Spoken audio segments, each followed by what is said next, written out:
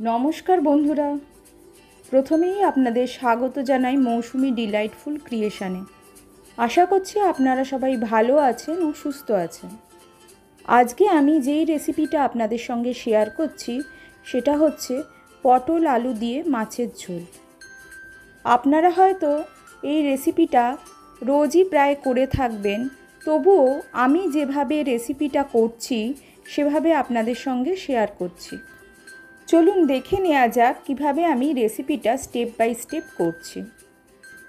আমি এখানে প্রথমে সবজির মধ্যে নিয়েছি পটল, এইভাবে টুকরো করে কেটে নিয়েছি পটল। আলুগুলোকে এইভাবে টুকরো করে কেটে নিয়েছি। দুটো মাঝারি আকারের পেঁয়াজকে এইভাবে কুচিয়ে কেটে নিয়েছি।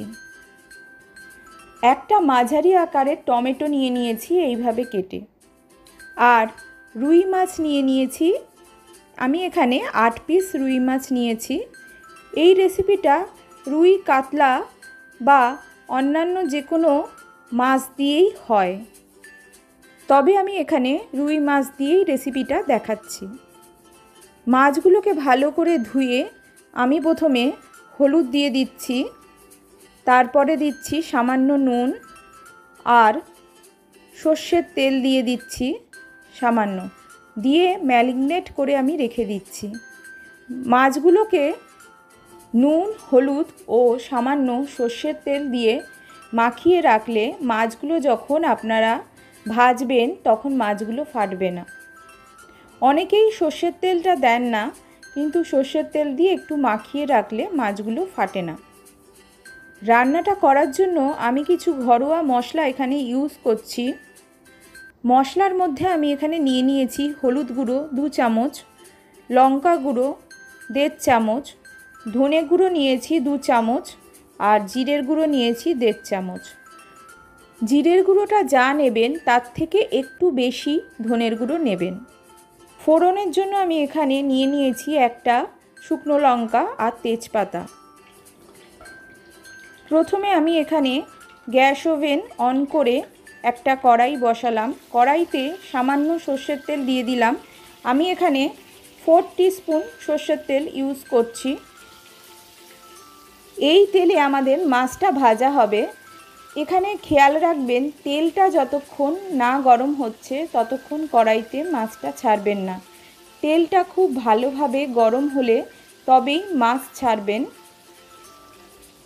আমার তেলটা খুব ভালোভাবে গরম হয়ে গেছে, দেখে নিচ্ছি, চেক করে নিচ্ছি। তারপর আমি এখানে মাছগুলোকে ছাড়ছি। আমি এই তেলে মাছগুলোকে এক এক করে ছেড়ে মাছগুলোকে ভেজে নিচ্ছি।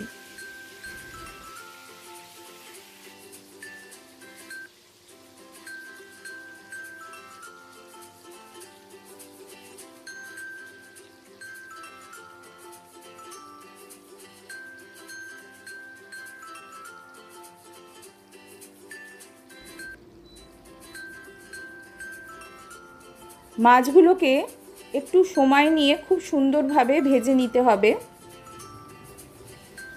মাছগুলো ভাজা হয়ে গেছে, এবার আমি তুলে নিচ্ছি। মাছ তুলে নেওয়ার পর ওই একই তেলে আমি পটলগুলো ভেজে নিচ্ছি। টুকরো করে রাখা পটলগুলো আমি ভেজে নিচ্ছি। পটল ভাজার সময় সামান্য হলুদ আর সামান্য লবণ দিচ্ছি। পটল ভাজার সময় কিন্তু খুব কড়া করে ভাজবেন না, হালকা লালচে রং ধরা অবধি ভাজবেন।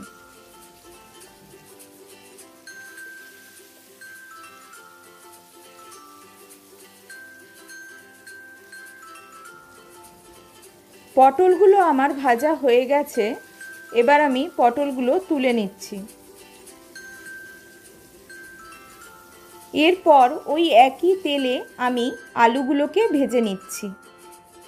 তেল যদি একটু কম মনে হয় তাহলে একটু সামান্য তেল দিয়ে নেবেন, না হলে দেওয়ার দরকার নেই। ওই একই তেলে আমি আলুগুলো ভেজে নিচ্ছি। আলুগুলোকে একটু লাল লাল করে সিমে করে ভেজে নিতে হবে। কারণ এই সময় আমি আলুগুলোকে 50% সেদ্ধ করে নেব। সেই জন্য গ্যাসের ফ্লেমটা সিমে করে চাপা দিয়ে হাতে সময় নিয়ে একটু আলুগুলোকে ভেজে নেবেন। এখানে ভাজার সময় যেন আলুগুলো 50% সেদ্ধ হয়ে যায়, আর বাদবাকিটা ঝোলে আমাদের ফোটার সময় সেদ্ধ হবে।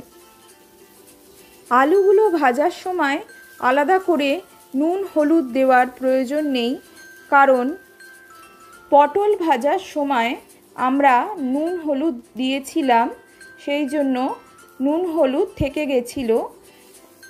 আর ওই তেলেই আলুগুলো ভেজে নিচ্ছি। আলুগুলো আমাদের ভাজা হয়ে গেছে, আমরা আলুগুলোকে একটা পাত্রে তুলে রাখছি।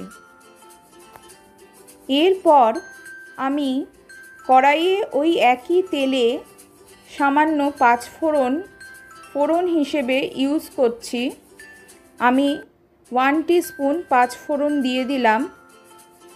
এখানে বলে রাখি, আপনাদের তেল যদি কমে যায় তাহলে 1 টিস্পুনের মতো তেল দিয়ে নেবেন। আমি এখানে 1 টিস্পুন তেল দিয়ে নিয়েছি। এরপর আমি দিয়ে দিচ্ছি তেজপাতা একটা আর শুকনো লঙ্কাকে ছিঁড়ে তেলে ফোড়নে আমি দিয়ে দিচ্ছি। ফোড়নটা থেকে খুব সুন্দর একটা ফ্লেভার বেরোলে বুঝবেন ফোড়নটা হয়ে গেছে। এরপর দিয়ে দিতে হবে কুচিয়ে রাখা পেঁয়াজগুলো। আমি কুচিয়ে রাখা পেঁয়াজগুলো দিয়ে দিচ্ছি। পেঁয়াজ দেওয়ার পর পেঁয়াজগুলোকে সামান্য একটু তেলে নাড়াচাড়া করে ভেজে নিচ্ছি।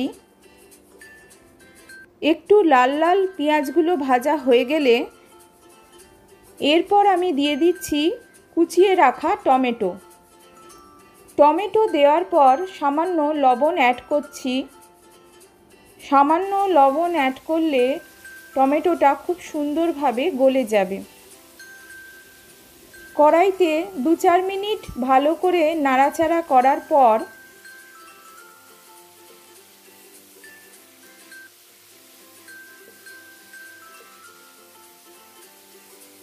আমি এখানে 1 টিস্পুন আদা বাটা আর 1 টিস্পুন রসুন বাটা দিয়ে দিচ্ছি। আদা বাটা আর রসুন বাটা দেওয়ার পর একটু সামান্য কড়াইতে 2-4 মিনিট নাড়াচাড়া করে নিতে হবে, কারণ এতে আদা রসুনের কাঁচা গন্ধটা চলে যায়।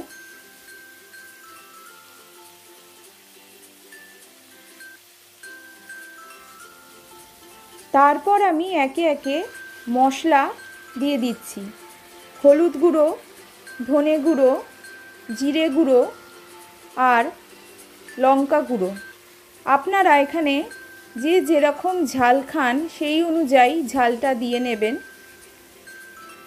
মশলাটা যেহেতু আমি পাউডার ইউজ করেছিলাম, সেই জন্য সামান্য একটু জল দিয়ে দিচ্ছি। অল্প অল্প করে এখানে জল অ্যাড করতে হবে এবং মশলাটাকে ভালোভাবে কষিয়ে নিতে হবে। মশলা ভালো করে কষানো হয়ে গেলে মশলা থেকে তেল ছেড়ে আসবে, তখন বুঝতে পারবেন আপনাদের মশলাটা ভালোভাবে কষানো হয়ে গেছে। সেই সময় আলুগুলোকে, ভেজে রাখা আলুগুলোকে দিয়ে দিতে হবে। আলুগুলো ভাজার সময় আমাদের 50% সেদ্ধ হয়ে গেছিল, আর বাকি সেদ্ধটা এই সময় হবে।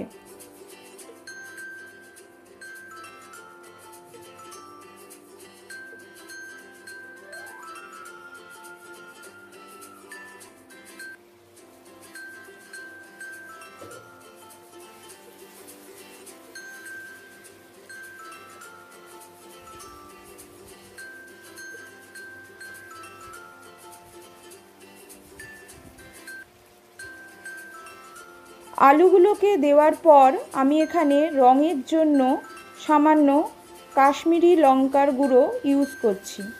1 টিস্পুন আমি কাশ্মীরি লঙ্কার গুঁড়ো দিয়ে দিলাম। এরপর কড়াইতে আমরা সামান্য নাড়াচাড়া করে নিচ্ছি।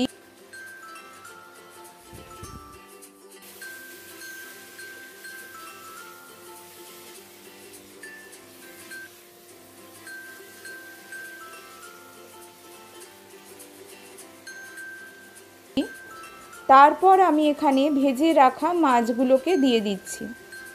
মাছ দিয়ে খুব হালকা হাতে সামান্য নাড়াচাড়া করে নিচ্ছি। এরপর আমি এখানে সামান্য জল অ্যাড করছি। আমাদের যে পাত্রে মাছ রাখা ছিল সেই পাত্রে যেহেতু মাছের তেল ছিল, সেই পাত্রটা ধুয়ে আমি এখানে সামান্য জল দিয়ে দিলাম। আমি এখানে 1 থেকে 1.5 কাপের মতো জল ইউজ করেছি। আপনারা যে যেরকম ঝোলটা রাখবেন সেই অনুযায়ী জলটা দেবেন। এরপর আমি ভেজে রাখা পটলগুলো দিয়ে দিচ্ছি। পটলও যে পাত্রে রাখা ছিল সেই পাত্রটা ধুয়ে সামান্য একটু জল আমি এখানে অ্যাড করছি।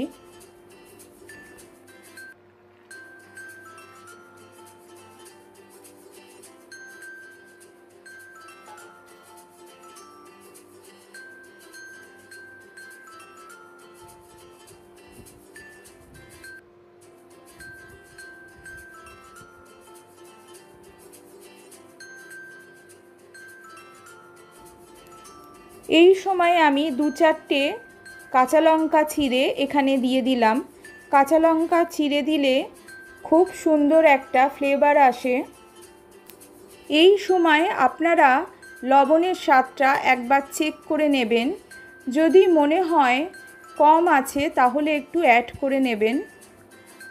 1 টিস্পুন গরম মশলার গুঁড়ো এখানে দিয়ে দিচ্ছি। 10 মিনিট এই অবস্থায় ঝোলটা ফোটাতে হবে। 10 মিনিট পর দেখুন আমাদের ঝোলটা খুব সুন্দরভাবে ফুটছে। আমাদের রান্নাটা হয়ে গেছে। এই অবস্থায় চাইলে আপনারা সামান্য ধনেপাতা কুচি দিতে পারেন।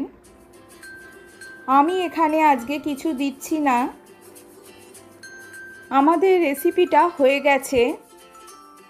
আপনারা অবশ্যই এই রেসিপিটা আমি যেই পদ্ধতিতে দেখালাম সেই পদ্ধতিতে বাড়িতে বানিয়ে খাবেন। আশা করছি আপনাদের ভালো লাগবে। ভালো লাগলে ভিডিওটাকে অবশ্যই একটা লাইক করে দেবেন। আমার চ্যানেলকে এখনও যদি সাবস্ক্রাইব না করে থাকেন অবশ্যই সাবস্ক্রাইব করে নেওয়ার অনুরোধ রইল। ভিডিওটাকে আপনাদের বন্ধুবান্ধব আত্মীয় স্বজনদের সঙ্গে শেয়ার করতে ভুলবেন না। কমেন্ট অবশ্যই করবেন। আজকের মতো এখানেই শেষ করছি। দেখা হবে অন্য কোনো ভিডিওতে। ভালো থাকবেন, সুস্থ থাকবেন। Thank you.